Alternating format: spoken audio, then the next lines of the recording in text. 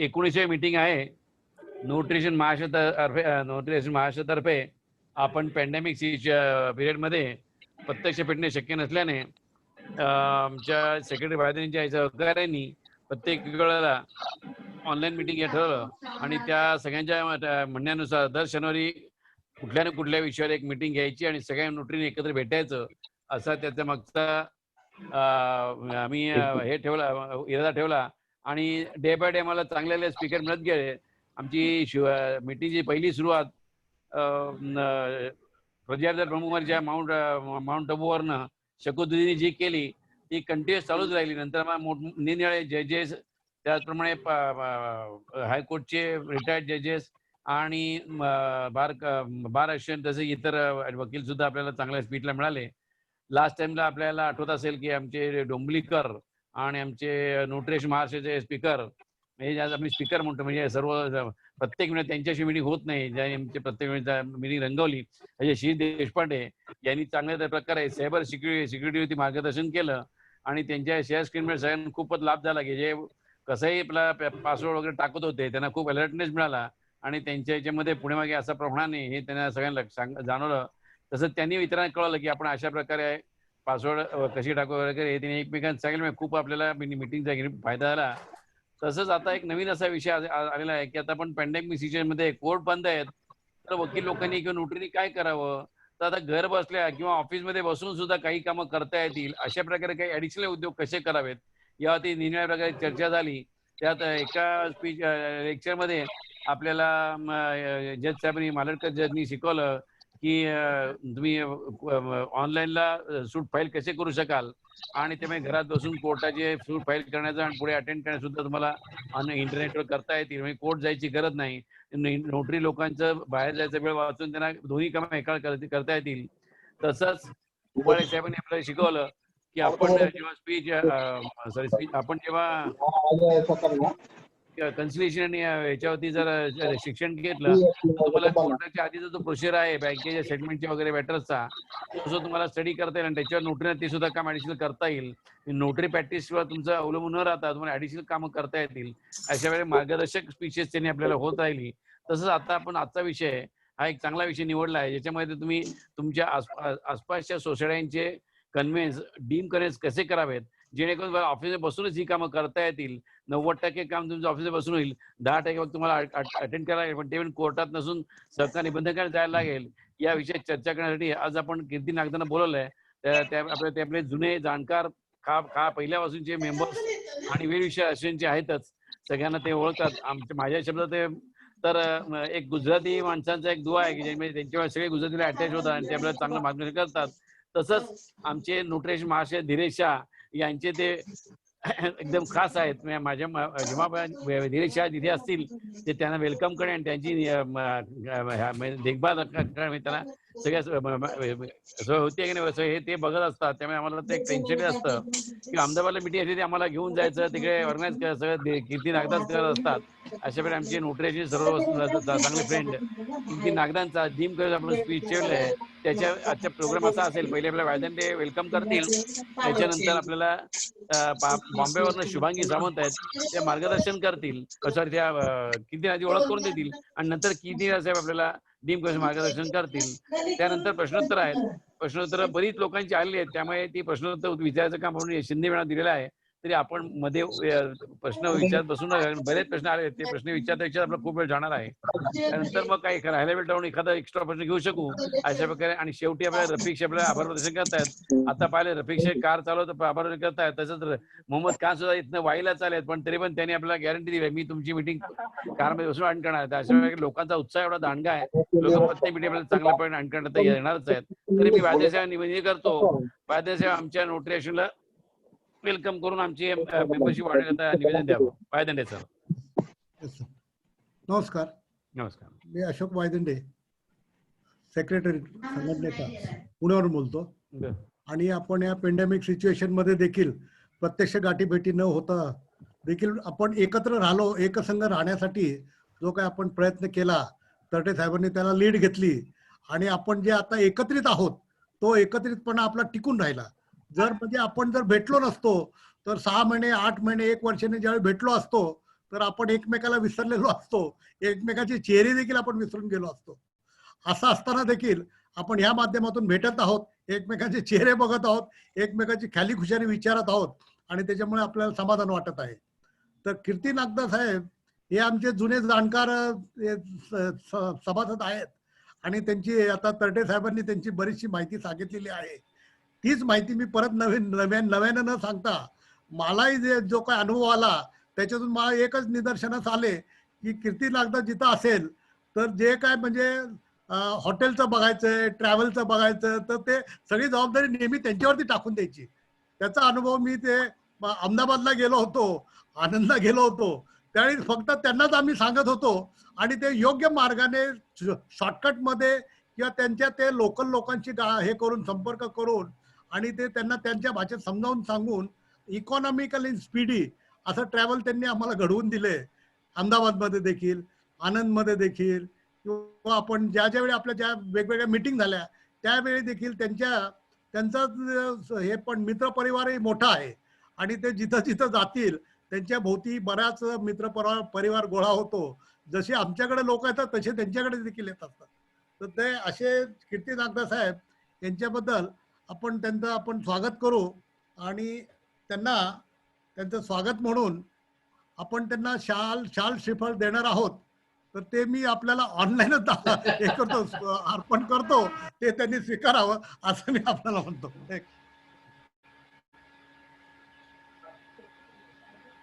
Thank you thank you thank you.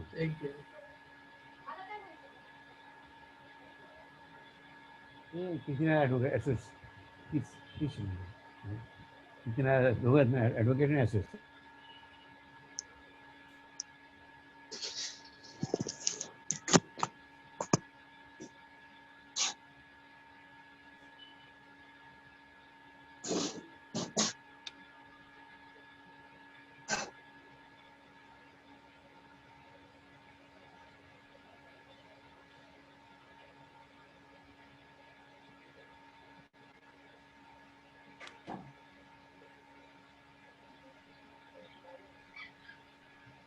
नमस्कार sir.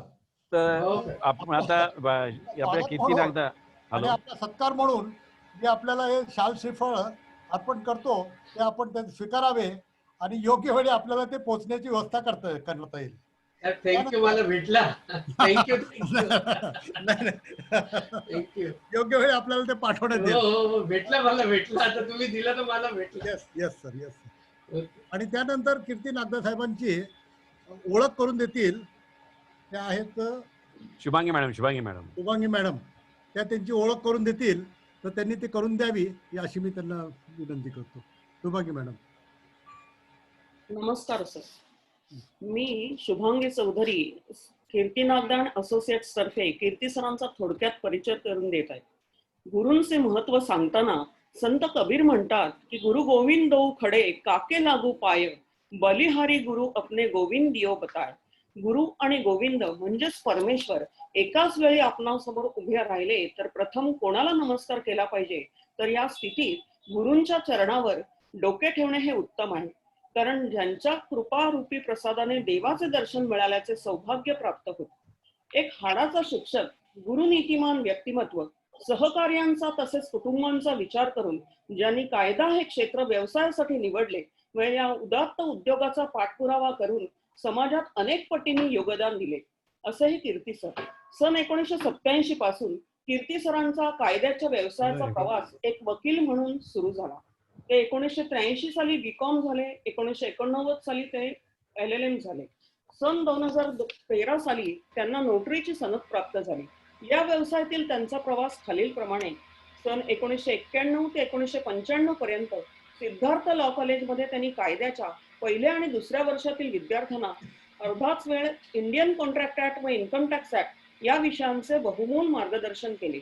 तसेच Hiranandani institute of management studies मध्येही त्यांनी कायद्याचे मार्गदर्शन केले. Institute of chartered accounts of India ज्याचे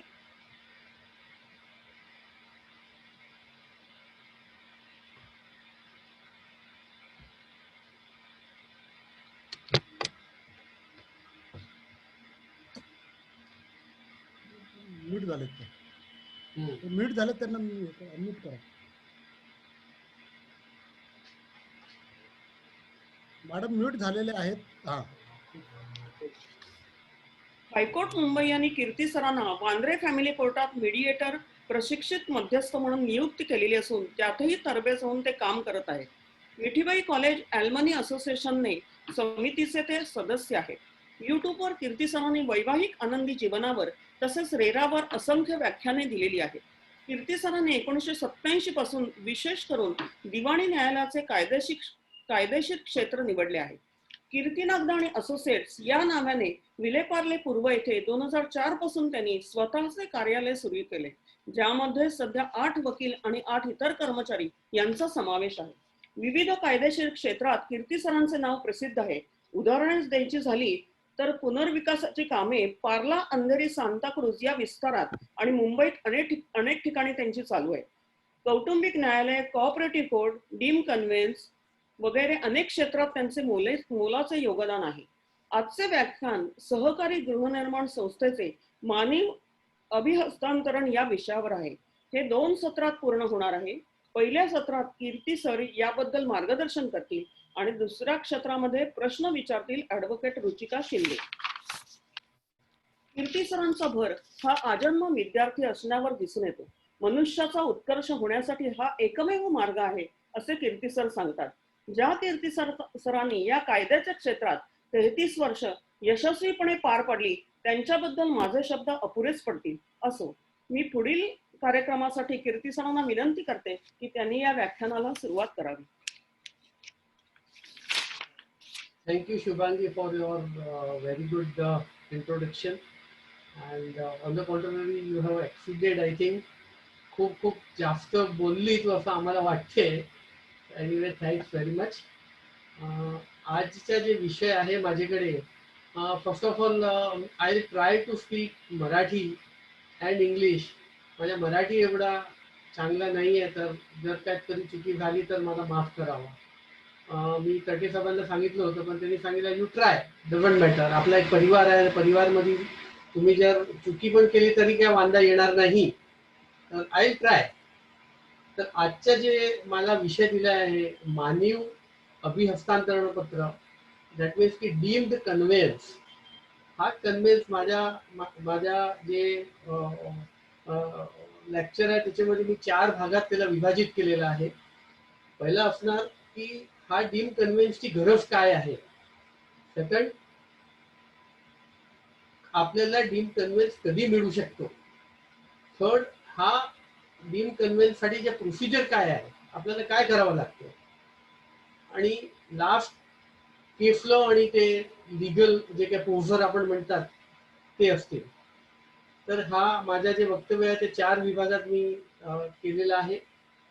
सगळ्यात पहिलं, need for deemed conveyance.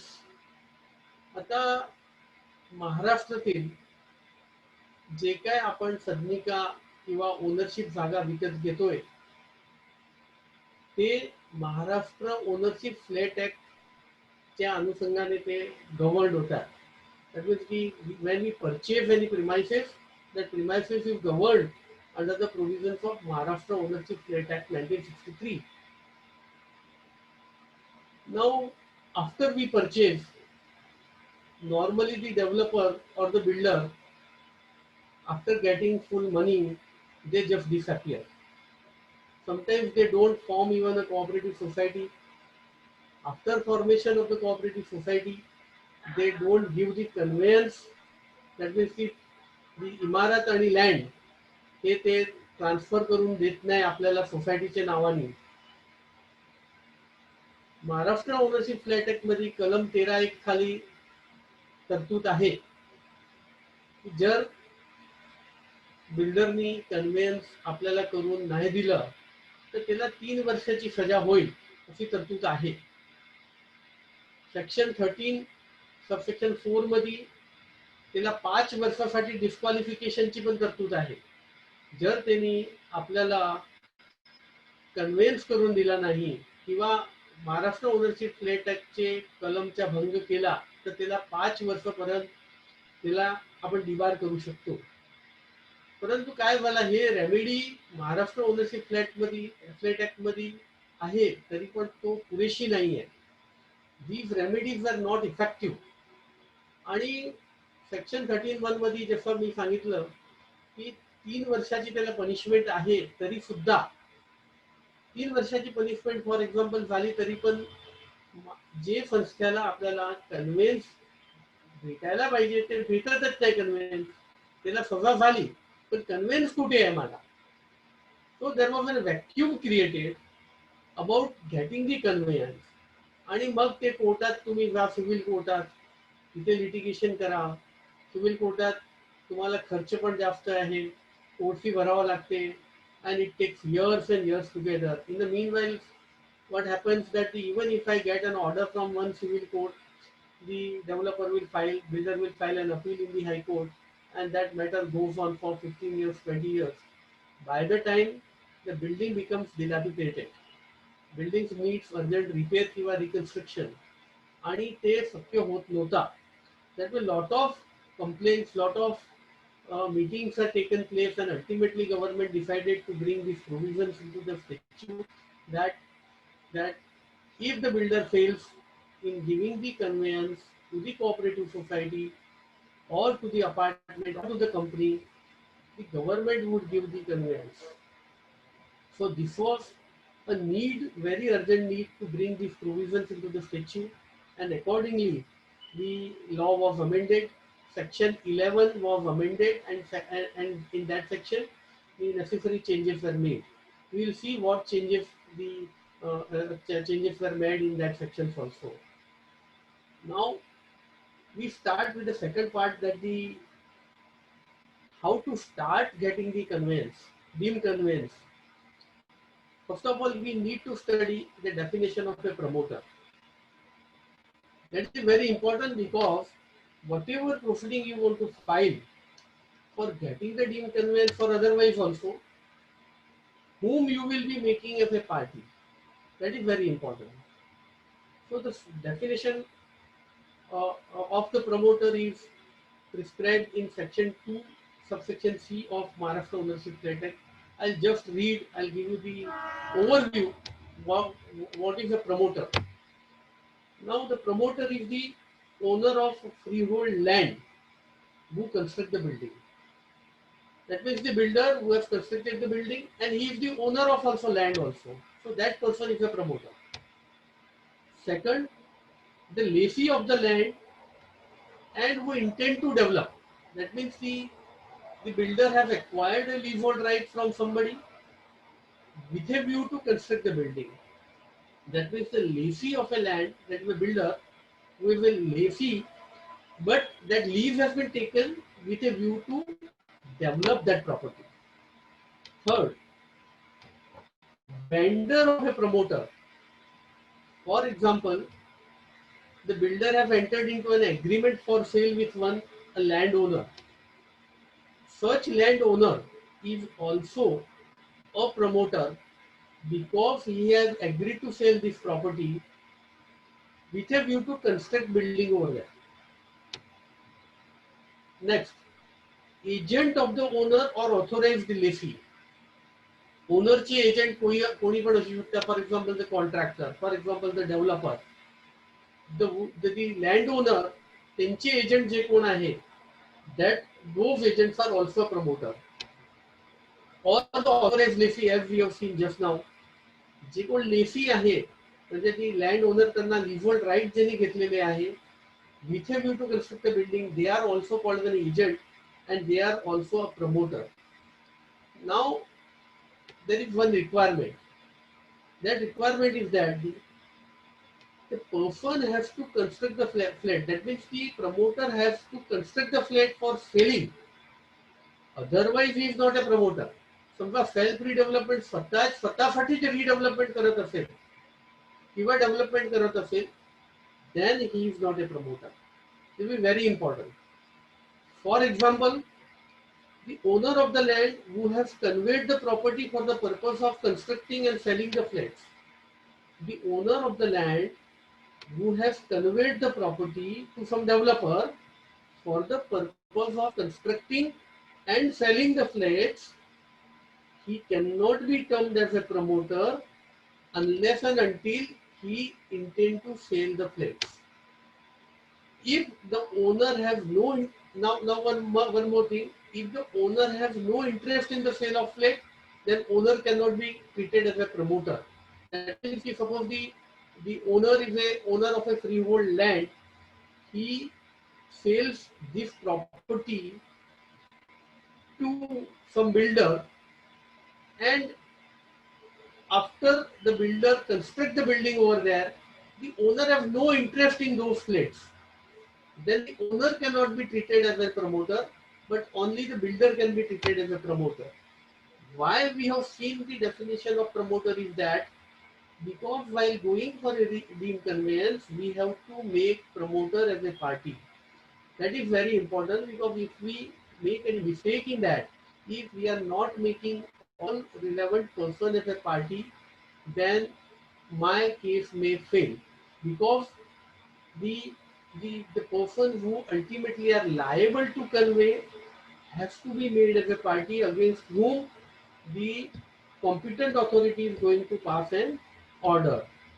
So we have seen the definition of the promoter, that this definition is very important, everybody should keep it in mind. As we have seen the need of the deemed conveyance, that the present law was insufficient, or I would say that the deterrent effect has been lost. जे काय आत्ताचे provision होते, Maharashtra ownership flat ऍक्टचे जे काय provision होते ते पुरेसे नव्हते. डेटरंट इफेक्ट नव्हती, बिल्डर त्या प्रोव्हिजननी घाबरत नव्हते, त्यामुळे हा आपल्याला अमेंडमेंट आणावा लागला. आता कन्व्हेन्स म्हणजे काय, अभिहस्तांतरण पत्र म्हणजे काय? Conveyance is transfer of ownership right of building and plot. That means की जर एक इमारत बांधण्यात आली तर इमारतच्या पण कन्व्हेन्स आणि प्लस ते लँड त्याच्या पण कन्व्हेन्स होतो. So conveyance is nothing else but is a transfer of ownership right and building and plot on which the society building is standing. Society असेल किंवा अपार्टमेंट असेल किंवा company, I refer to the society for the convenience purpose, but that includes the apartment as well as the company. Now deemed conveyance घेण्यासाठी आपल्याला competent ऑथॉरिटीकडे जावं लागते, and competent authority has been appointed under the provisions of Maharashtra Ownership Flat Act 1963. Section 5A Maharashtra ownership flat act मध्ये insert करण्यात आला with effect from 25 February 2008. 25 February 2008 नंतर competent authority for deemed conveyance will be has been designated as a district deputy registrar of a cooperative society.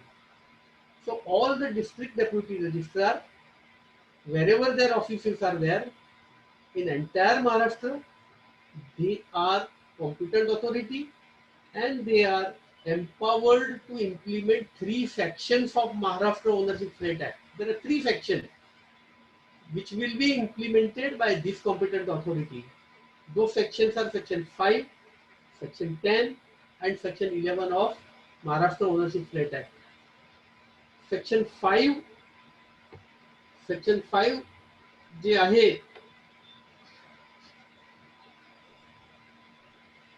section 5 section 10 and 11.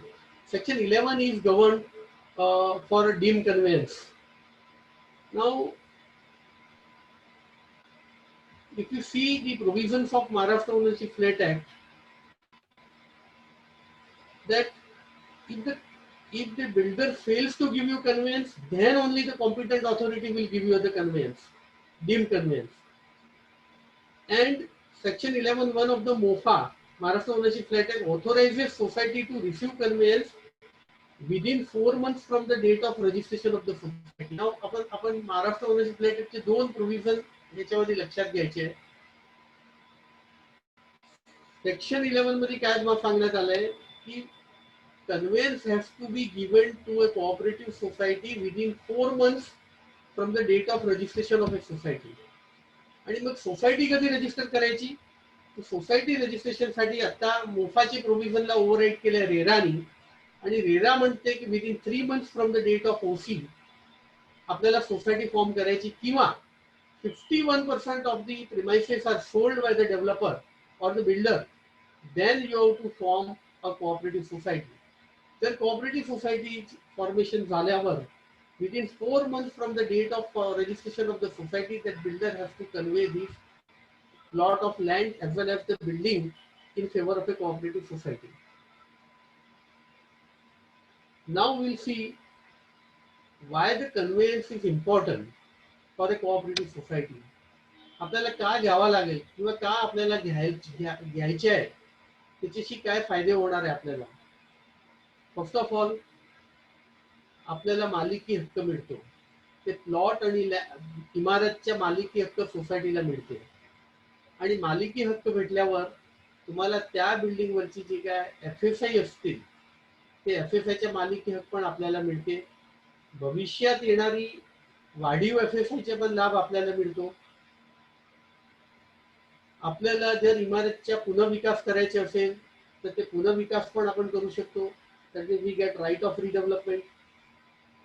Now it is very much necessary when your building is dilapidated, म्हणजे जे जर्जरीत जर आपली इमारत झाली असेल तर त्यावेळी हा कन्व्हेन्स आपल्याला खूप इम्पॉर्टंट आहे, कारण अदरवाईज आपण ते नवीन इमारत बांधू शकणार नाही. दॅट मीन्स की फॉर नवीन इमारत also we need to have a conveyance in our favor. Now, what is the difference between regular conveyance and a deemed conveyance?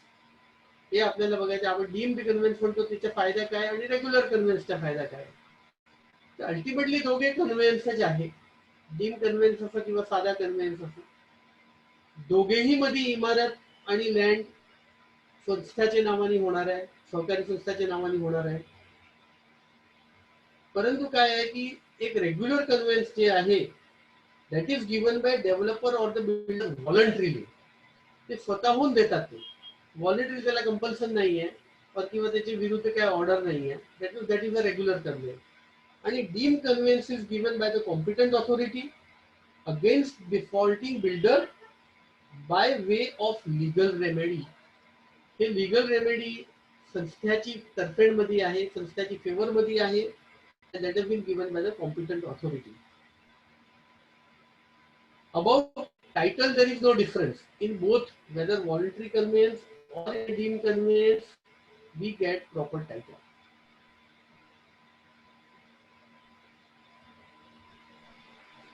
आता प्रोसिजर फॉर डीम्ड कन्व्हेन्स कसं आपल्याला पुढे जायचं, जर डीम्ड कन्व्हेन्सचे अर्ज करायचे असेल तर. डीम्ड कन्व्हेन्सचा अर्ज तारीख 1 मे 2014 पासून ऑनलाईन करण्यात आला आहे. त्याबाबतच्या सर्क्युलर 7 जून 2014 ला सरकारने पारित केलं आहे. दॅट मीन्स की नाव deem conveyance application has to be made online on the website of Maharashtra government. Maharashtra गव्हर्नमेंटमधून लिंक दिलेली आहे कोऑपरेटिव्ह सोसायटीसाठी, आणि तिकडे जाऊन तुम्हाला एक अकाउंट ओपन करायचे आहे, लॉगिन पासवर्ड क्रिएट करायचे आहे, आणि ते लॉगिन पासवर्ड मध्ये आपल्याला ऑनलाईन पहिल्या तर संस्थाची सगळी माहिती द्यायची आहे, संस्थाच्या होद्देदारांची माहिती द्यायची आहे, त्यांचे मोबाईल नंबर द्यायचे आहेत, त्यांचे ईमेल ID द्यायचे आहेत सगळ्यांचे, आणि लास्ट इलेक्शन कधी झाली, ऑफिस बेरर्सचे नावं, आणि कोणी मेन कॉन्टॅक्ट पर्सन कोण आहे, सगळे माहिती दिल्यानंतर तुमच्या एक अकाउंट क्रिएट होते.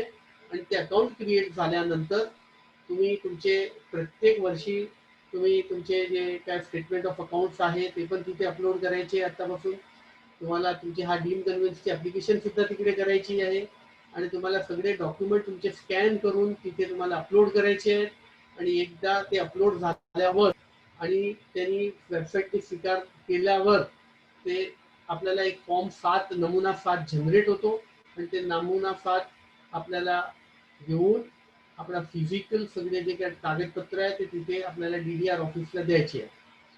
आता DDR ऑफिसेस कुठे आहेत, तर जिथे जिथे आपल्या सहकारी संस्थांची जे डेप्युटी रजिस्ट्रार बसतात त्या तालुका DDRची ऑफिसेस असतात नॉर्मली. आपल्याकडे ते मुंबई शहरात इथे 3 DDR ऑफिसेस आहेत.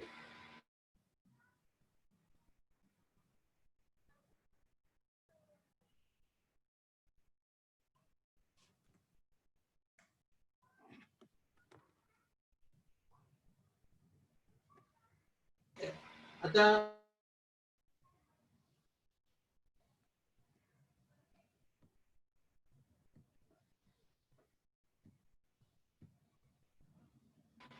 त्यावेळी फक्त सगळे असोसिएशननी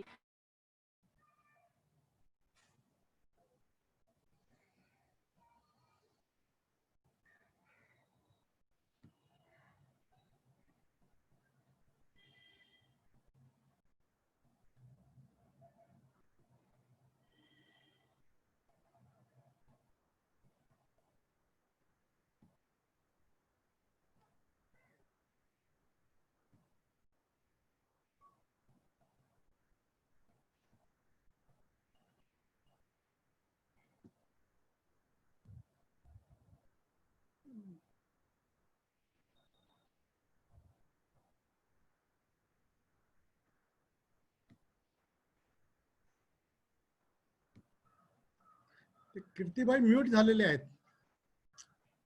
त्यांना अनम्यूट करावे.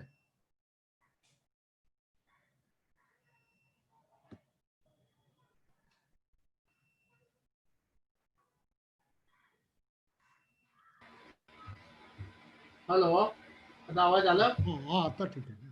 बरोबर.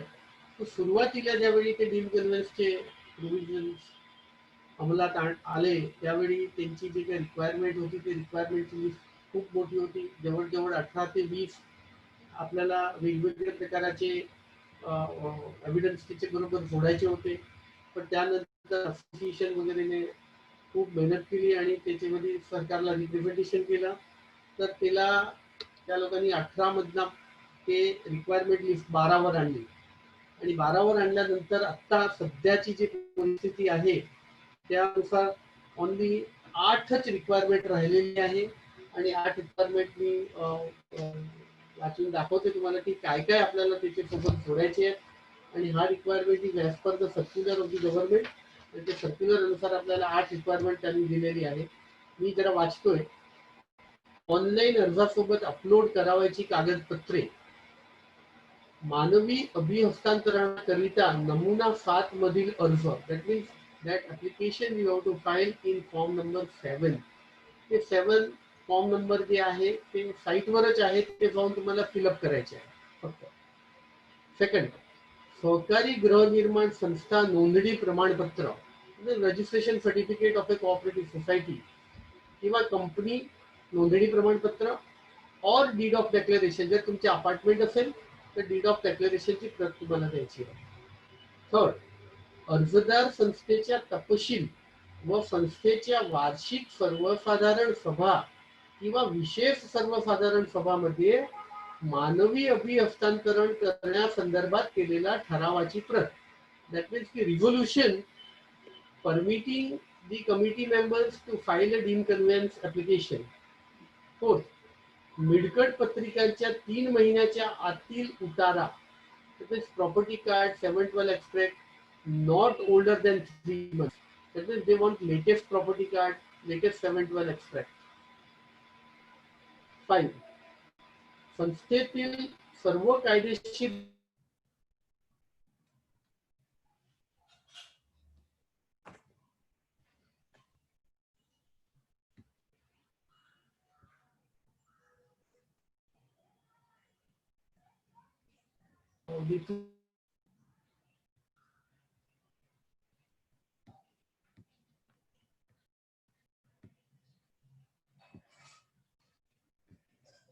माहिती तिथे द्यायची नाहीये किंवा ते घेणार नाही. 6.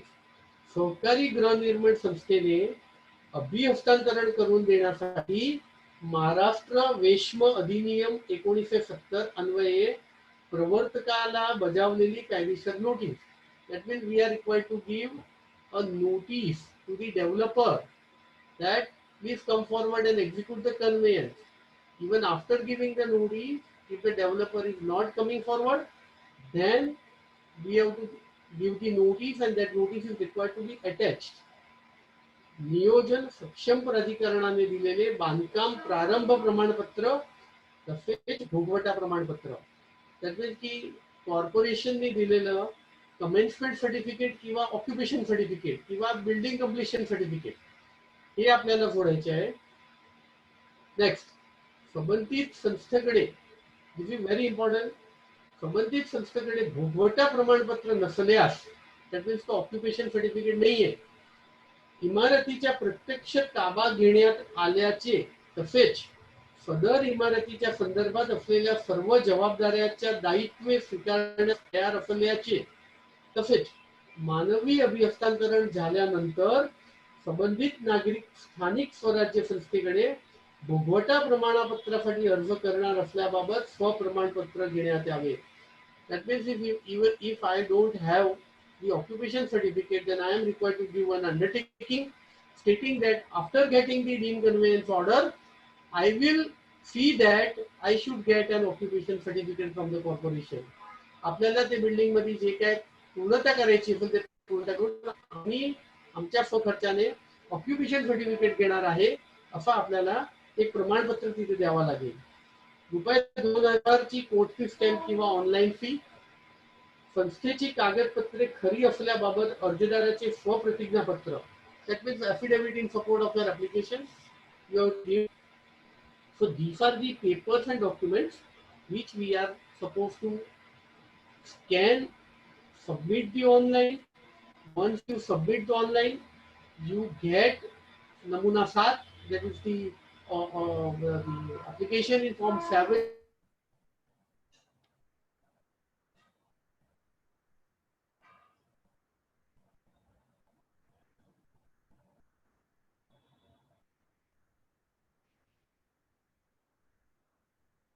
आणि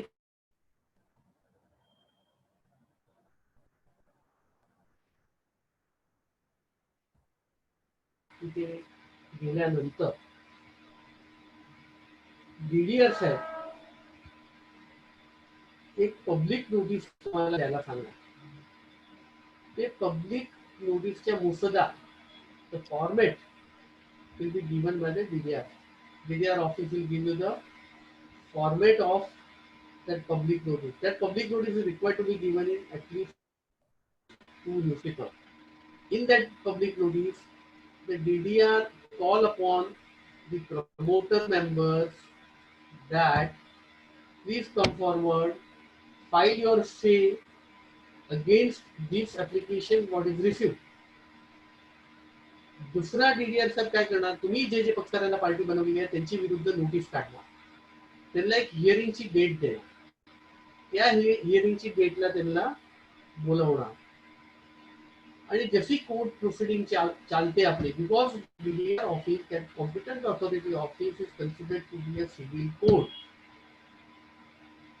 So as per this code, they will issue the notice, they will call upon the respondent, the other side people, to file their say on this application.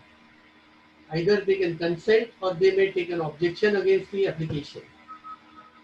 If they take an objection, then again, against that objection, opportunity is given to the applicant society to file the देणार की हा रिप्लायवर तुम्हाला अजून काय सांगायचे आहे, म्हणजे rejoinder आपल्याला फाईल करायला देणार. आपण रिजॉइंडर फाईल केल्यानंतर आर्ग्युमेंट साठी मॅटर ठेवणार. इथे ते आपल्याला जसं कोर्टात असतो की इथे आपण लिस्ट ऑफ डॉक्युमेंट, मग ते ऍडमिसिबिलिटी ऑफ द डॉक्युमेंट, हे सगळे प्रकरण नाहीये. सरळ समरी सूट, हे समरी प्रोसिडिंग आहे. इथे सरळ ते आर्ग्युमेंटला ठेवणार. तुम्ही ओरल आर्ग्युमेंट पण करू शकता. जर तुम्हाला वाटेल की मला लेखी आर्ग्युमेंट द्यायची आहे तर तुम्ही लेखी आर्ग्युमेंट सुद्धा तिथे देऊ शकतात आणि ते प्रकरण निकालासाठी बंद करण्यात येते. Maximum time limit, I am talking maximum time limit is 6 months. 6 महिन्याचे आत हा प्रकरण कंपल्सरी झाला पाहिजे, त्याच्यावर निकाल लागलाच पाहिजे. तसा त्यांच्यावर कॉम्पिटंट ऑथॉरिटीवर हा एक प्रतिबंध आहे त्यांना की त्या 6 महिन्यानंतर जर केला तर तिला रिझन द्यावा लागेल आणि रिपोर्ट करावा लागते त्यांना. ते कमिटी आहे त्यांची, त्यांना रिपोर्ट करावं लागते की why I am not been able to complete this case within 6 months time limit. High power committee आहे त्यांची. आता एकदा प्रकरण बंद झाल्यावर आणि समजा संस्थाचे फेवर मध्ये निकाल झाल्यावर आता आपल्याला काय करायचं आहे? Next question. समजा ऑर्डर दिली साहेबांनी, competent authority has given the order that now you are entitled for the certificate. The competent authority gives order plus one certificate. That certificate is called a certificate of entitlement of a deemed conveyance. That means you are entitled to get the deemed conveyance that certificate says. Now next procedure is what? Next procedure is that you have to prepare a deed of conveyance. You have to prepare deed of conveyance stating that on behalf of this defaulting promoter, the competent authority is going to sign that. So the name of the competent authority has to be mentioned as on behalf of the defaulting builder, developer, owner, जे कोण असतील ते, जे काय party असतील ते. त्याप्रमाणे आपल्याला कन्व्हेन्स बनवून कन्व्हेन्सच्या मसुदा तयार करून आपल्याला DDR ऑफिसमध्ये ते दाखल करायचे. In fact, DDR office also is competent enough to prepare the conveyance, but as such manpower is less. तर ते आपल्यालाच सांगतात तुम्ही कन्व्हेन्सचा एक ड्राफ्ट कन्व्हेन्स बनवून आम्हाला देऊन टाका. ते ड्राफ्ट कन्व्हेन्स ते लोक चेक करतात. चेक करून त्याच्यामध्ये काय जर काय अमेंडमेंट असतील तर तुम्हाला सुचवणार की हा अमेंडमेंट करून द्या आम्हाला, किंवा ते स्वतः अमेंडमेंट करतील आणि तुम्हाला एक डीम कन्व्हेन्सचा जे काय तुम्ही ड्राफ्ट तयार केलाय त्याच्यावर स्वतःचे शिक्के मारून देणार तुम्हाला परत. मी म्हणजे फक्त शिक्के मारणार, सह्या करणार नाही. अजून सह्या करण्याची वेळ आलेली नाही त्याच्यावर. शिक्के मारून एक ऑर्डर, अजून एक ऑर्डर पास करतील. That order will be that order will by that order he will direct the collector of stamps to collect stamp duty on these deemed conveyance. That means की तुम्हाला ज्यावेळी हा कन्व्हेन्सचा ड्राफ्ट तुम्हाला competent authority ज्यावेळी परत करतील शिक्के मारून, हा ऑर्डर तुम्हाला देतील आणि सांगतील की आता तुम्ही हा कन्व्हेन्स कलेक्टर ऑफ स्टॅम्प्स कडे सादर करावा for the purpose of adjudication and payment of stamp duty. Collector of stamps तुमचे तालुक्यात तुमचे डिस्ट्रिक्ट लेवलला असणार. तिथे ते जे काय तुमचे रिलेव्हंट कलेक्टर ऑफ स्टॅम्प्स असतील त्याचे त्यांना ऑर्डर पास करतात, त्यांच्या विरुद्ध हे ऑर्डर पास होतील आणि ते कलेक्टर ऑफ स्टॅम्प्सकडे तुम्हाला 100 रुपये फी भरून संस्थांनी ते दाखल करायचे. आता त्यावेळी आपण हा एज्युडिकेशनला जातो त्यावेळी परत तिथे कलेक्टर ऑफ स्टॅम्प्सची स्वतःची एक वेगळी प्रोसिजर आहे. त्या प्रोसिजर मध्ये जेवढे सदनिका धारक आहे त्यांचे एग्रीमेंट आपल्याला सादर करायचे आहे. प्रॉपर्टी कार्ड परत तिथे द्यायचे आहे. टॅक्सचे बिल आपण भरतो, प्रॉपर्टी टॅक्सचे बिल सादर करायचे. एनए टॅक्सचे आपण भरतो ते तिथे सादर केल्यावर 30 दिवसाच्या आत त्याचे व्हॅल्युएशन करून कलेक्टर ऑफ स्टॅम्प्स तुम्हाला डिमांड नोटीस देतील. जर सगळे सदनिका धारकांनी स्वतःचे सदनिकावर स्टॅम्प ड्युटी भरलेली असेल तर फक्त 100 रुपये प्रत्येक सदनिकाच्या हिशोबाने, समजा फॉर एक्झाम्पल 25 सदनिका ह्या इमारतमध्ये आहे तर 2500 रुपयाची तुम्हाला डिमांड नोटीस देणार आणि तुम्हाला ऑनलाईन ते पेमेंट करायचे.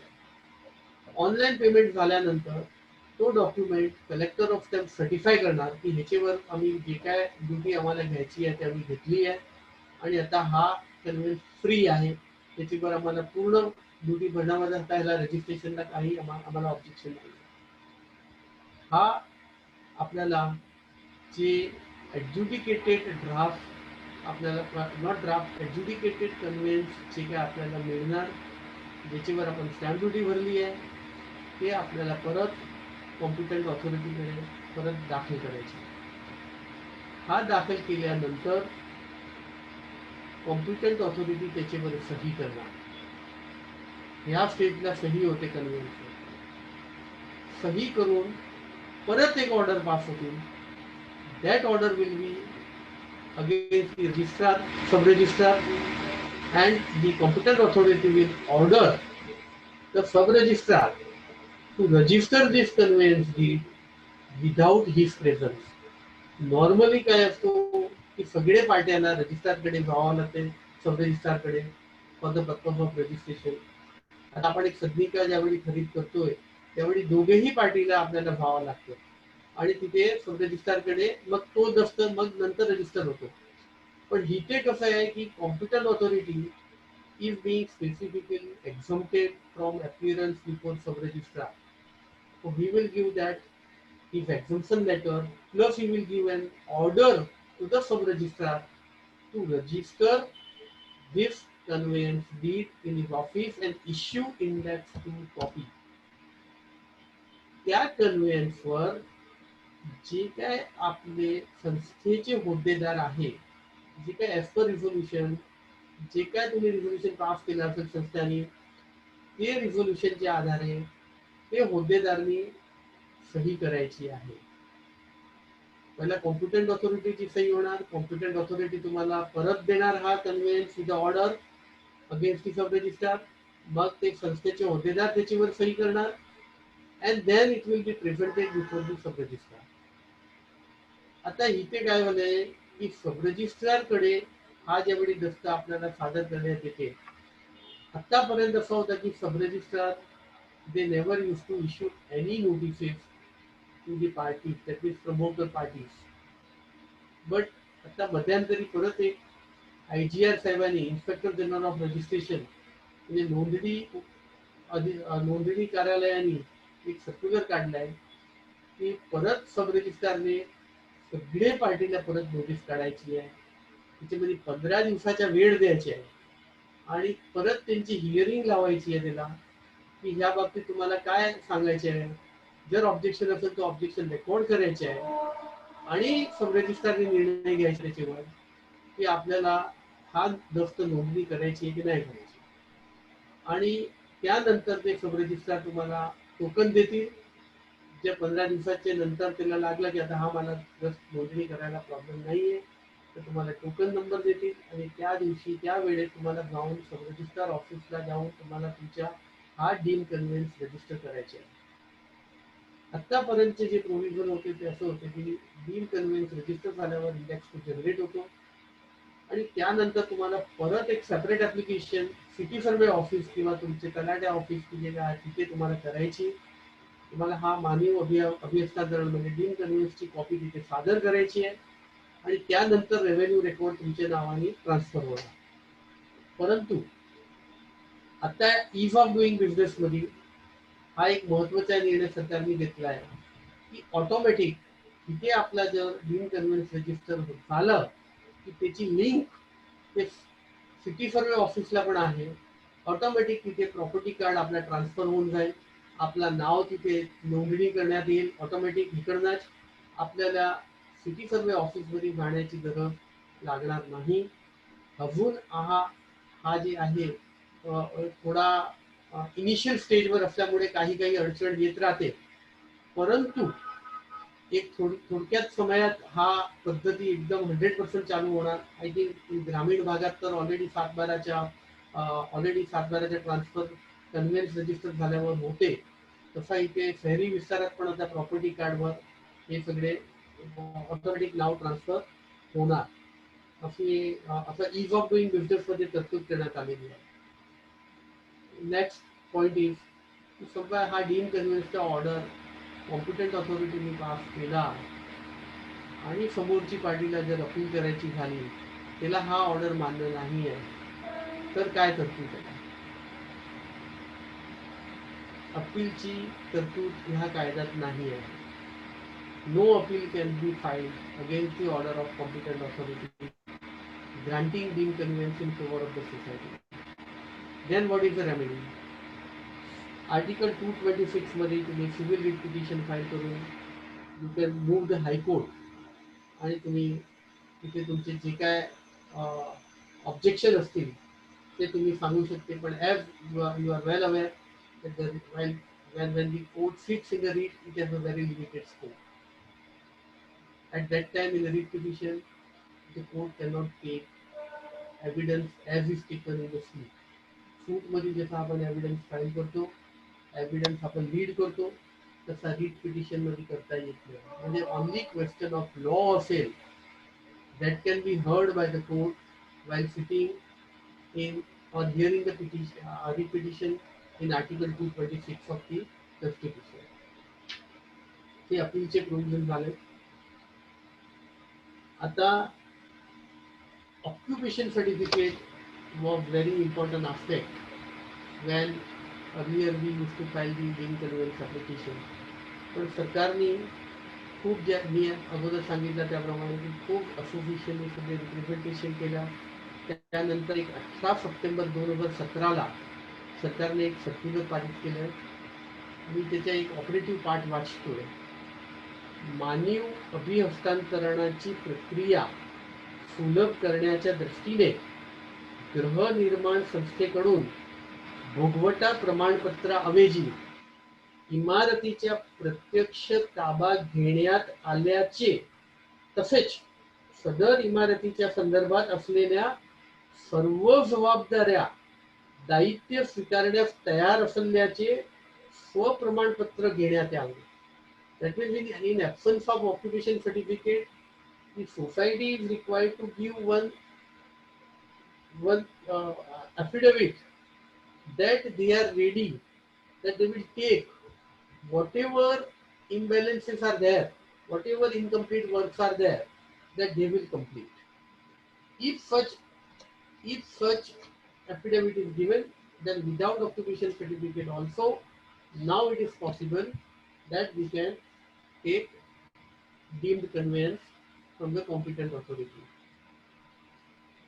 Now, normally the dispute arises for non-joinder of a proper parties. आणि ते महत्वाचा एक मुद्दा एक डिफेन्स आहे की you have not join all the person as a party. What we say the nonjoinder of a party. कोणाला आपल्याला पार्टी बनवावं लागेल किंवा बनवायची. तर प्रीडिसेसर इन टायटल म्हणजे टायटल मध्ये ज्यांच्या नाव प्रॉपर्टी कार्डवर फार आहे तिकडनं आपल्याला स्टार्ट करायचे आहे. आणि मधील जे जे ट्रान्सफर झालेले आहेत, जे जे काय दस्त झालेले आहेत मध्यंतरी, ते सगळ्यांना आपल्याला पार्टी बनवायला पाहिजे. भले बिल्डर एकच असू द्या, लास्ट त्यांनी बिल्डिंग इमारत बांधली, परंतु आपल्याला पार्टी बिल्डरला तर बनवणारच आहे आपण पार्टी, परंतु प्रॉपर्टी कार्डवर ज्यांची नावं आहेत त्यांना पण पार्टी बनवायची आहे. आणि त्यामधील जे जे काही ट्रान्सफर झाले असतील, समजा मिस्टर ए ने बी ला दिलं डेव्हलपमेंट राईट, बी ने सी ला दिलं, सी ने डी ला दिलं, तर A B C D everybody will be made as a party. All the predecessor in title is required to be made as a party. आपण काय म्हणणार साहेब, माझ्या तर कॉन्ट्रॅक्च्युअल ऑब्लिगेशन फक्त डेव्हलपरशीच आहे, बिल्डरशीच आहे, मी कशाला सगळ्यांना पार्टी बनवू, हे त्याची जबाबदारी आहे. परंतु तसा नाहीये, आपल्याला सगळ्यांनाच पार्टी बनवावं लागतं. म्हणजे all predecessor in title, so that when my lovely friends all that when we are filing any application, you see that all these people should be made as a party apart from the promoter. We have seen very first who is a promoter. So promoter ला पण party बनवायची आहे. बरेच वेळा असं असतं की ट्रस्टची प्रॉपर्टी असते, चॅरिटेबल ट्रस्टची प्रॉपर्टी आहे, आणि चॅरिटेबल ट्रस्टनी चॅरिटी कमिशनरची परवानगी घेण्यानंतर एक डेव्हलपमेंट राईट दिले डेव्हलपरला डेव्हलप करायला आणि सदनिका विकायचे, त्यांना चॅरिटी कमिशनरने अधिकार दिला. परंतु हवुनी लँडची मालकी चॅरिटेबल ट्रस्टची आहे, तर त्यावेळी तुम्हाला चॅरिटेबल ट्रस्टला पण पार्टी बनवायला पाहिजे. बिल्डर जर कंपनी असेल, लिमिटेड कंपनी असेल, बिल्डर जर फर्म असेल तर फर्मचे सगळे पार्टनरला तुम्हाला पार्टी बनवायला पाहिजे. कंपनी असेल तर कंपनीला फक्त पार्टी बनवा, डायरेक्टरला पार्टी बनवायची गरज नाही. दुसरा, all defending members. Defending member कोण आहे, तर समजा ते संस्थेचे विरुद्ध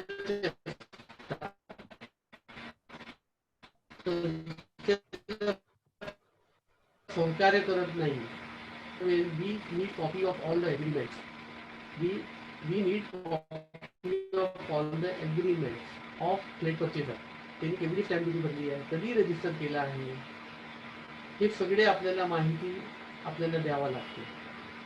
आणि ते माहिती आपल्याला कलेक्टर ऑफ स्टॅम्प्सकडे ज्यावेळी आपण ॲड्ज्युडिकेशनला जातो त्यावेळी पण ते लागते. कारण त्यांनी जे काही स्टॅम्प ड्युटी भरली असेल तर ते आपल्याला इथे वजा करून मिळते. पण समजा ते आपल्याला ते स्वतःची ॲग्रीमेंटची कॉपी देत नाही तर आपल्याला माहीत पडत नाही, तर आपल्याला परत इथे डबल ड्युटी भरावा लागेल.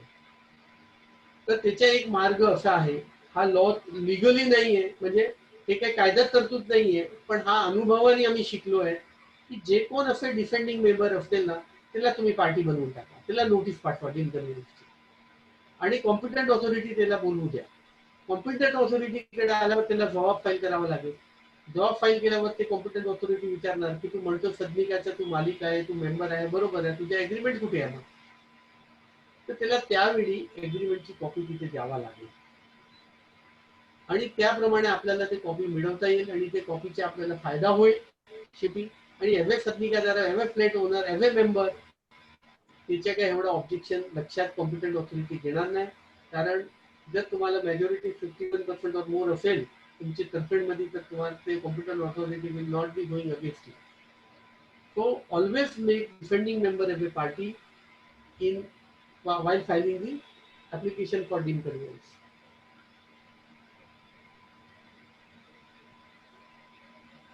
आता आपण डीम कन्व्हेन्स ज्यावेळी घ्यायला जातो त्यावेळी आपली कदाचित ते लँडवर एक इमारत असेल किंवा लेआउट प्लॉट असेल तर एक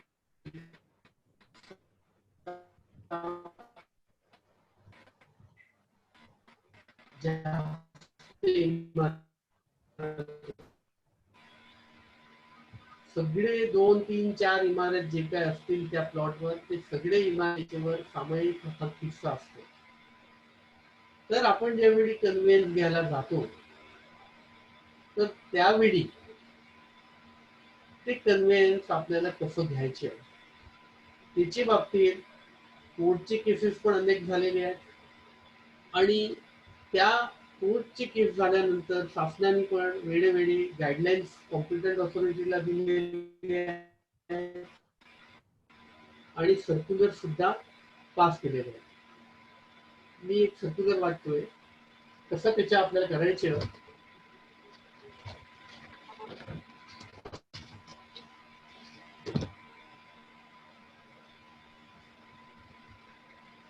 ते सर्क्युलर मध्ये पॉइंट आहे आणि त्याच्यावर शासनाने कॉम्पिटंट ऑथॉरिटीला गायडन्स दिलेले आहे. ते काय गायडन्स आहे? एका भूखंडावर अनेक इमारती असतील व प्रत्येक इमारतीची स्वतंत्र सहकारी गृहनिर्माण संस्था असेल आणि त्यापैकी काही इमारतीचे बांधकाम अपूर्ण असल्यास पूर्ण झालेल्या इमारतीचे मानव अभिहस्तांतरण करताना असा संस्थेच्या इमारतीच्या बांधकामाच्या प्रमाणात जागेचे क्षेत्रफळ म्हणजे प्रपोर्शनेट एरिया किंवा ground coverage that is plinth area, तसेच मोकळी जागा, सामुदायिक सेवा सुविधा, रस्ते यांचेवर बांधकामाच्या प्रमाणात अविभक्त हिस्सा वहिवटीचा हक्क द्यावा. That means in proportionate area तुमच्या जे काही रस्त्यात जे काही सोयी असतील तिथे गार्डन दुसरे काय अमेनिटीज असतील तर ते सगळ्यांचे तुमच्या जे काय अविभाजित इतका हिस्सा असेल अनडिवायडेड शेअर तुमच्या जे काय निर्माण होत असेल ते तुम्हाला द्यायच्या. आपल्या इमारतीच्या लँड एरिया तर आहेतच परंतु लेआउट मधली जे काय रोड रस्ते गार्डन बगीचे जे काय आहे प्लेग्राऊंड असतील समजा तिथे बरोबर आहे ते सगळ्यांमध्ये जे काय अविभक्त हिस्सा जे काय आपला जर निर्माण होत असेल ते सगळे आपल्याला डीम कन्व्हेन्स घेताना आपल्याला मिळेल. सेकंड आहे जर बिल्डिंग आपली आता शहरी भागात तर आमची जे रिडेव्हलपमेंट होते त्याच्यावर TDR transfer of development right ते यूज होतात त्याच्यामध्ये समजा फॉर एक्झाम्पल एक Explain 1000 sir. मीटरच्या प्लॉट आहे, 1000 मीटरचे प्लॉटवर दुसरे 1000 मीटर आपल्याला TDR लोड करता येते. ते जे काही TDR आता आपल्याला लँड एरिया तर 1000 मीटरच मिळणार, तर त्याच्यावरची इमारत फॉर एक्झाम्पल 2000 मीटरची आहे, तर त्याच्या कन्व्हेन्स कसं करायच्या, तर त्या बाबतीत पण आहे ना सरकारने गाईडलाईन्स दिलेली आहे कॉम्पिटंट ऑथॉरिटीला, आणि ते मी वाचून दाखवतो. ज्या ठिकाणी TDRचा वापर केला असेल असा लेआउट मधील इमारतीच्या बाबतीत माननीय अभिहस्तांतरण करताना प्लिंथ व अप्पर टेनंट एरिया प्रमाणे अभिहस्तांतरण करावे. दॅट मीन्स की मी माझ्या प्लॉट एरिया 1000 मीटर आहे, तर माझ्या प्लॉट एरियाच्याच मला अभिहस्तांतरण मिळेल, परंतु त्याच्यावरची जे काही TDR नोट झालाय तर त्याच्या ते ऑर्डर मध्ये लिहिणार की 1000 plot area with 2000 square feet 2000 square metre असेच आहे. तसा करून ते कन्व्हेन्स होईल. थर्ड, कीर्ति भाई, येस, काफी क्वेश्चन आया, बाद में जरा थोड़ा प्रिपेयर रहो. हाँ हाँ वांधा नहीं. या थोड़ा सा. Yes yes. If only one society आहे, आता काय झालं एक लेआउट प्लॉट मध्ये बरेच सोसायटी आहेत, परंतु एकच सोसायटीने अभिहस्तांतरणासाठी आहे ना मानवी अभिहस्तांतरणासाठी अर्ज केला, बाकीची सोसायटीने केला नाही, पण लेआउट मध्ये ऍड केलं होता, तर त्याच्या कन्व्हेन्स कसं करायचं. इन दॅट केस ही शासनाने परत गाईडलाईन्स दिलेली आहे सर्क्युलर मध्ये कॉम्पिटंट ऑथॉरिटीला, आणि ते मी वाचून दाखवतो. एकाच रेखांकनात म्हणजे लेआउट एकापेक्षा जास्त संस्था असतील व त्यापैकी फक्त एकाच संस्थेने असा अर्ज केला असेल तर तसेच अर्जदार संस्थेच्या जमिनीची मोजणी करण्यास इतर संस्था सहकार्य करीत नसतील, दॅट मीन्स की other societies are not cooperating for मोजमापणी ऑल्सो, जिल्हा उपनिबंधक सहकारी संस्था तथा सक्षम प्राधिकारी दॅट मीन्स कॉम्पिटंट ऑथॉरिटी यांनी अर्जदार संस्थेत संबंधित संस्थेच्या बांधकामाचे नकाशे मंजूर करणे, नामतालिकेवरील वास्तू विशारदाचे मंजूर नकाशाप्रमाणे मोजणी करून संस्थेच्या क्षेत्राबाबत अहवाल सादर करण्यास सूचित करते. दॅट मीन्स की कॉर्पोरेशनची पॅनलवरचे आर्किटेक्टच्या तुम्ही सर्टिफिकेट घ्या, ते मोजमापणी करतील आणि मोजमापणी करून ते सर्टिफिकेट देतील. त्या सर्टिफिकेटचे आधारे आपले कॉम्पिटंट ऑथॉरिटी आपल्याला मानवी अभिहस्तांतरण पत्र देणार. आता काही मी शॉर्ट मध्ये एक थोडक्यात केस लॉ होते, जर टाइम परमिट्स तर मी नंतर घेते त्याला, पण दुसरा एक 2-3 दुसरे मुद्दे होते.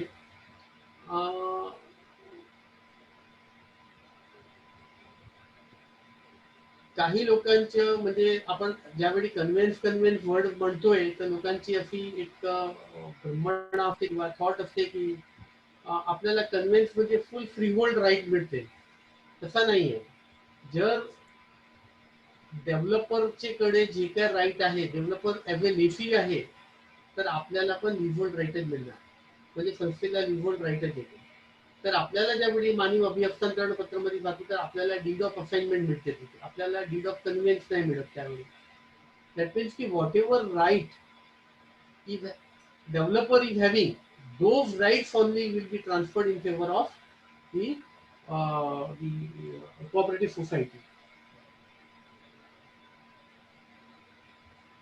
संस्थेची नोंदणी झाल्यानंतर किती वेळात आपल्याला हा अर्ज दाखल करायला पाहिजे, तर संस्थेची नोंदणी झाल्यानंतर कमीत कमी 4 महिने आपल्याला वेट करावा लागतो, because that law gives time to the builder to convey that property within that 4 months time. तर competent authority can not give any order within that 4 months time. So you have to file application for deem conveyance only after expiry of the 4 months period from the date of registration of a cooperative society. As I stated earlier, की जे काय आपले garden area आहे ते सगळे आपल्याला ज्यावेळी आपण अर्ज करतोय त्याच्यामध्ये तो एरिया पण तुम्हाला मिळावा असा तुम्हाला प्रेयर घ्यायला पाहिजे त्याच्यामध्ये. आता चॅरिटेबल ट्रस्टची जे अशी असेल प्रॉपर्टी, मी जे काही एक्झाम्पल दिला त्याच्यामध्ये पण चॅरिटेबल ट्रस्टची प्रॉपर्टी पण आपण डीम कन्व्हिन्स मध्ये घेऊ शकतो आणि आपल्याला त्यासाठी चॅरिटी कमिशनरकडे जायची गरज नाहीये. आता SRA मध्ये जे काही इमारत बांधण्यात येते, म्हणजे SRA ची जे काही सोसायटी आहे, गृहनिर्माण संस्था आहे SRA मध्ये ची बिल्डिंगची, तर त्याला हा डीम कन्व्हिन्स अजून लागू पडत नाही. तसा म्हाडाची सोसायटीला पण डीम कन्व्हिन्स लागू होत नाही. तसा कलेक्टर लँडवरची सोसायटी जे काय आहे त्याला पण हा आपला डीम कन्व्हिन्सचे प्रोविजन लागू होत नाही.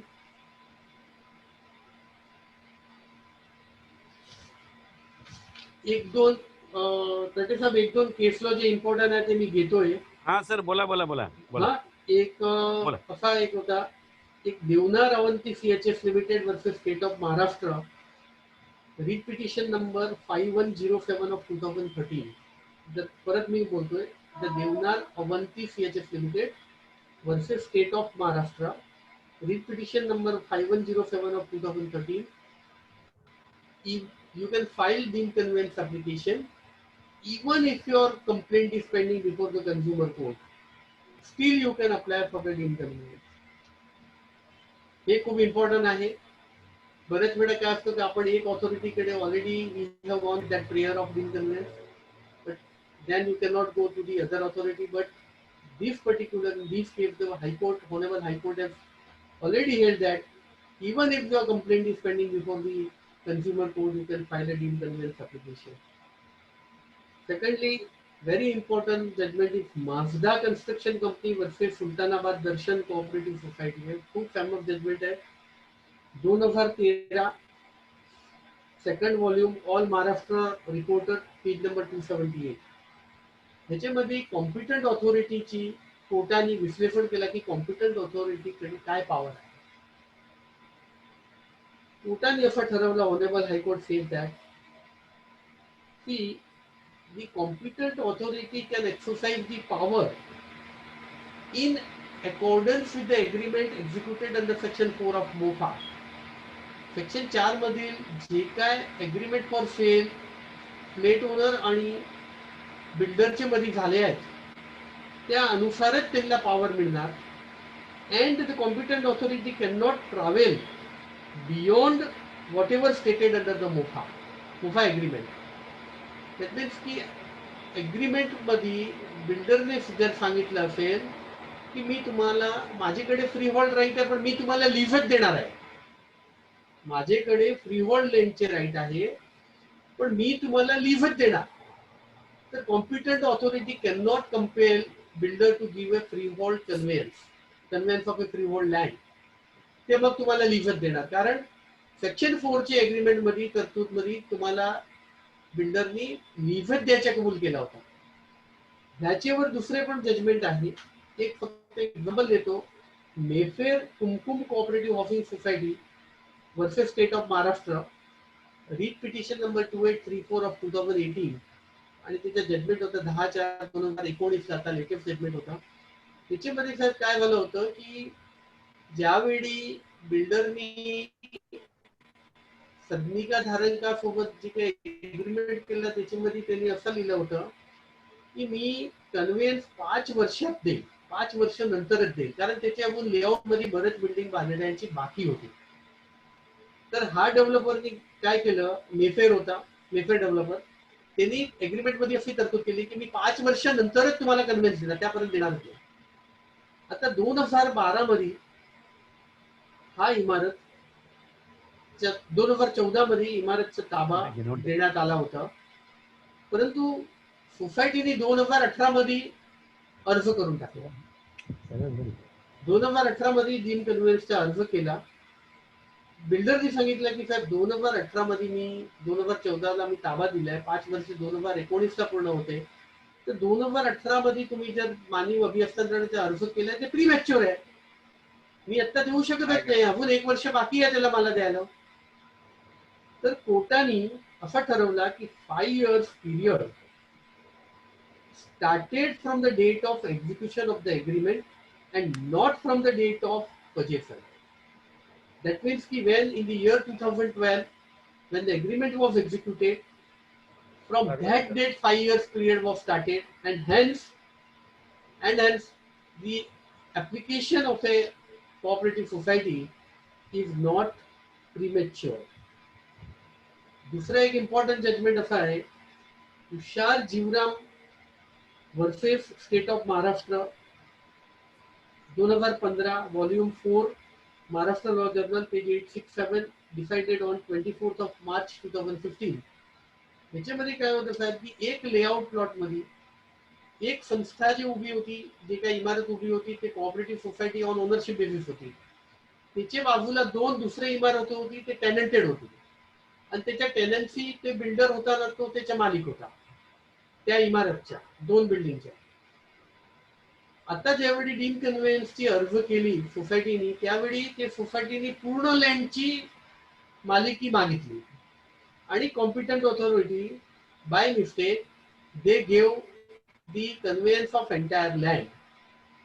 त्यावेळी हायकोर्टाने ठरवलं that the society's name of Ganesh Krupa Society, that you cannot take conveyance of entire land because there are two other tenanted buildings are standing, and those right of these two tenanted building is already vested with the builder, and builder has never agreed to give you conveyance of those land also. So what you can get is conveyance of your plinth area only. That means की जे काही संस्थाची इमारत उभी होती त्याची plinth area तेवढ्यापर्यंत त्यांना conveyance घेता येणार. बाकीची दोन इमारत जे टेनंटेड बिल्डिंग आहे ते बिल्डिंग त्याची मालिकी हक्क संस्थेला मिळणार नाही. दुसरा एक अजून इम्पॉर्टंट मुद्दा होता की बॅलन्स एफएसआय जर तुमची असेल, बिल्डरने सुद्धा क्लेम केला की मी इमारत बांधली पण अजून माझी एफएसआय पेंडिंग आहे, मी अजून पूर्णत्व मी एफएसआय कन्झम्पशन केलेली नाही, तर मला मानवी अभिहस्तांतरण मिळणार की नाही मिळणार.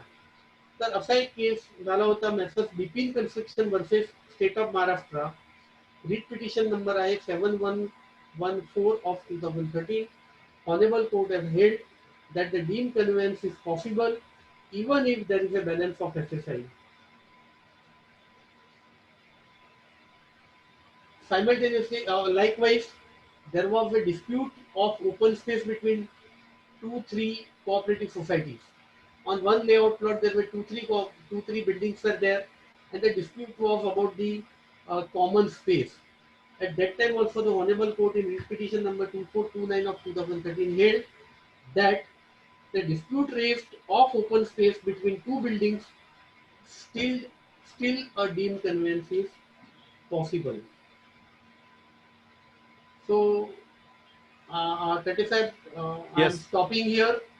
I'm Yes. completing my lecture here. Still, so many case laws are there, very important case laws are there, but because of the time constraint, I am stopping here because we have to give answer to various questions as you stated.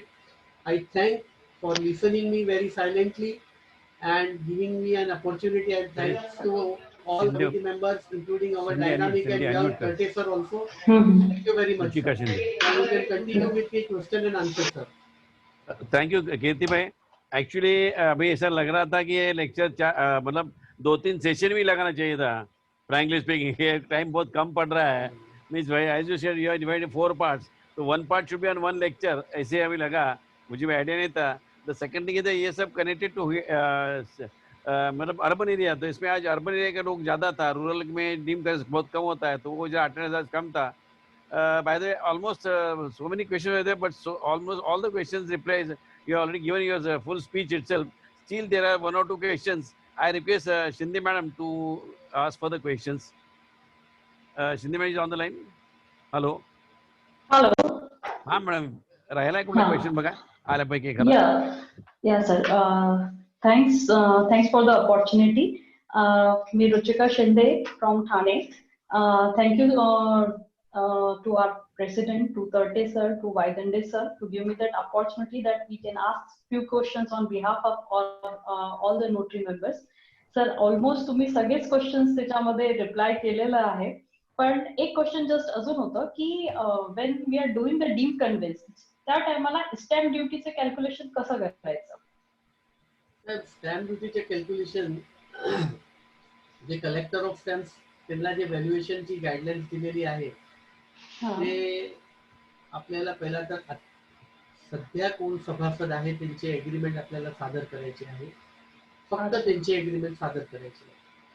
Okay. परंतु ते सभासद आपल्याकडे 1/4/2012 पूर्वीचा असला पाहिजे. That means की those members who are already enrolled as a member of the society prior to 1/4/2012 त्यांची agreement तुम्हाला द्यायची आहे. आणि ते एग्रीमेंटवर ज्या त्या लोकांनी स्टॅम्प ड्युटी भरलेली असेल तर फक्त 100 रुपये प्रत्येक सदनिकाप्रमाणे आपल्याला स्टॅम्प ड्युटी कॅल्क्युलेशन होईल. परंतु समजा काही सभासद 1/4/12 पूर्वीचे आहे आणि काही सभासद आपल्याकडे 1/4/2012 नंतर आलेले आहेत because of the plate transfer आणि त्यांनी ते स्वतःची एग्रीमेंट रजिस्टर केलेले आहे. आता तर सगळे लोक रजिस्टर करतातच. म्हणजे 1/4/12 नंतर जे काय सदनिका परचेसर आलेले आहेत त्यांनी स्वतःचे एग्रीमेंट रजिस्टर केले. त्यांनी ते स्वतःचे एग्रीमेंट सादर करायचे प्लस त्यांचे पूर्वी त्यांनी ज्यांच्याकडनं सदनिका विकत घेतली त्याचे पण एग्रीमेंट त्यांनी सादर करायला पाहिजे आणि दोघेही एग्रीमेंटवर पूर्ण स्टॅम्प ड्युटी भरलेली पाहिजे. तर त्यांना फक्त 100 रुपये स्टॅम्प ड्युटी बसतील. अदरवाईज समजा की त्यांनी ज्यांच्याकडनं सदनिका घेतली आहे त्यांनी समजा पूर्ण स्टॅम्प ड्युटी भरली नाहीये तर इथे व्हॅल्युएशन करताना जे काही डिफरन्शियल स्टॅम्प ड्युटी येईल त्याच्यावर विथ पेनल्टी ते कलेक्टर ऑफ स्टॅम्प्स वसूल करणार. ओके. ठीक आहे. Thank you sir. सर एक क्वेश्चन अजून आहे. इट्स कन्व्हिन्स रीडचं नाही पण जस्ट जेव्हा आपण स्टॅम्प ड्युटी आता जे नवीन रूल्स अँड रेग्युलेशन आहे आपण फॉर एक्झाम्पल एकदा कोणतं प्रॉपर्टी परचेस केली आहे पूर्वीच्या टायमाला त्याच्यावर स्टॅम्प ड्युटी पे केलेली आहे. So again if you are selling that property so again आपल्याला स्टॅम्प ड्युटी नेक्स्ट टायमाला किती पेमेंट करायला लागेल या त्याच्यावर स्टॅम्प ड्युटी नाही लागणार? नाही ते एक मिसकन्सेप्शन आता व्हॉट्सअपवर खूप फिरतोय की ओल्ड डॉक्युमेंटवर तुम्हाला स्टॅम्प ड्युटी भरायची गरज नाही. पण तसं नाहीये. ते चुकीच्या फिरतोय. कारण each and every transaction each and every document attract stamp duty. तर जुन्या दस्तावर जर नाही भरलेली असेल तर तुम्हाला भरावा लागेल आणि आता पण तुम्हाला तुमचे जे ट्रान्झॅक्शन होते त्याच्यावर पण भरावा लागते.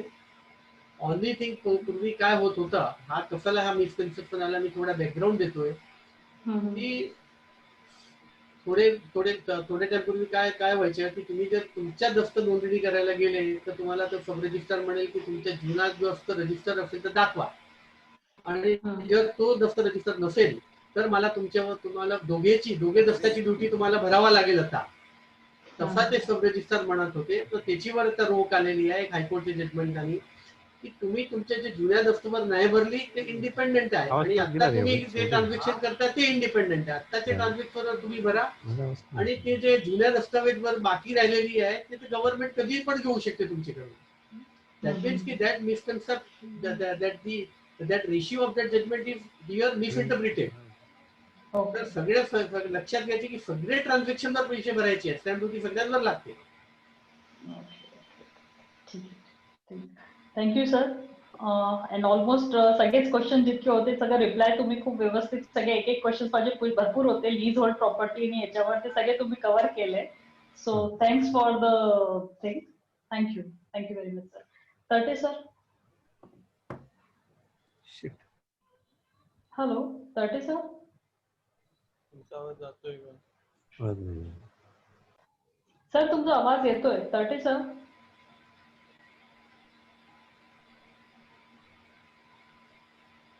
अनम्यूट करायला पाहिजे. म्यूट आहेत ते.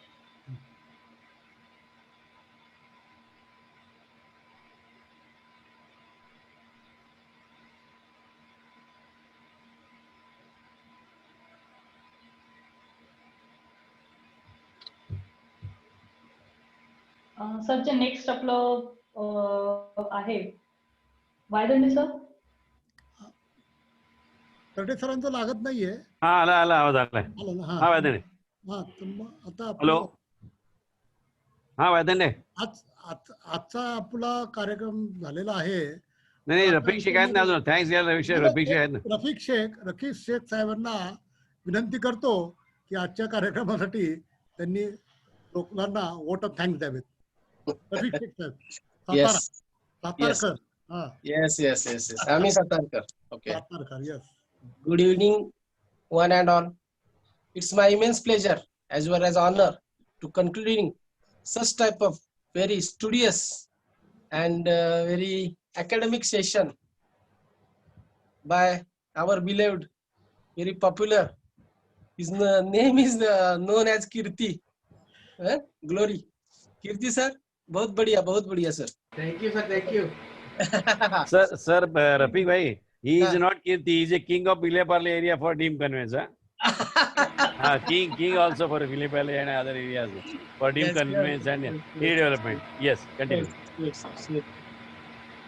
On behalf of all Maharashtra Notary Association and all the participants, I would like to give him very thankful and त्यांना मी फार आभार त्यांचे मानू इच्छितो की बऱ्याचदा असं होतं की कन्व्हिन्सिंग अँड कन्व्हिन्सिंग 99% लोकांचा तर मध्ये फरक पडतो तिथेच समजण्यामध्ये, पण त्यांनी इतक्या सुलभरित्या आणि सफाईदारपणे अगदी मेट्रो मधल्या प्रॅक्टिसेस पासून तालुक्याच्या ठिकाणी काय होऊ शकतं, जिल्ह्याच्या ठिकाणी काय होऊ शकतं, लीज काय असू शकतं, सेलडीड काय असू शकतं, अत्यंत अभ्यासपूर्ण वर्णनातून त्यांनी समजावून सांगितलं.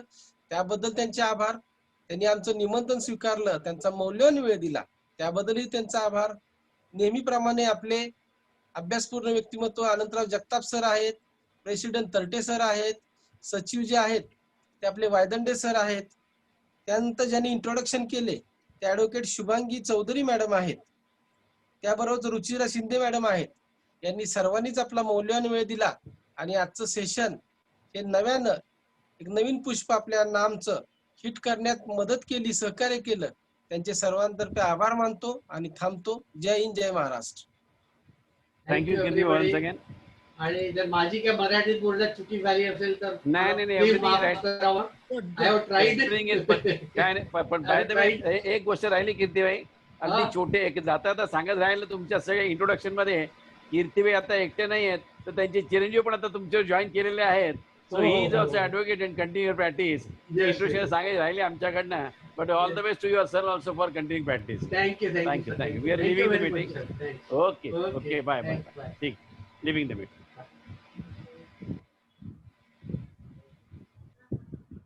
माझं सगळं काय